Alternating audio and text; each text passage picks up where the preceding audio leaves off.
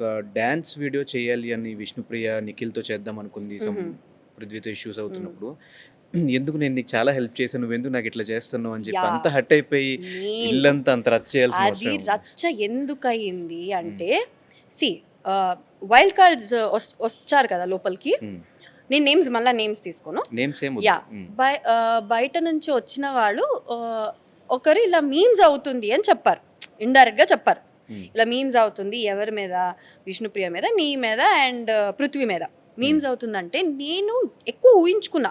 అరే! మా ముగ్గురు మీద ఎందుకు మీమ్స్ అవుతుంది? మళ్ళా అంటే ఏదైనా మళ్ళా నాకు పృథ్వీకి ఏదైనా కనెక్షన్ ఫార్మ్ చేస్తున్నారా? ఇప్పుడు బయట నుంచి వచ్చిన వాడు ప చెప్తే పూర్తిగా చెప్పాలి గదా!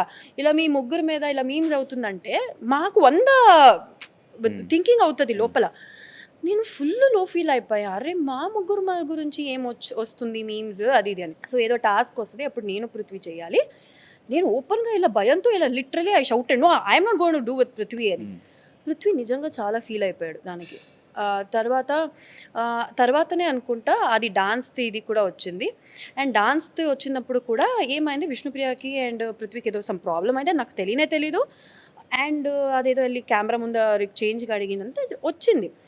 ఇప్పుడు అక్కడ ఏమైందంటే వేరే వాళ్ళందరిది పేరు ఇదైపోయింది. ఓన్లీ స్వాప్ అయింది ఎక్కడ నాది పృథ్వీతో డాన్స్ చేయాలి. అక్కడ నాకు ఇష్యూ నేను పృథ్వీతో డాన్స్ చెయ్యను.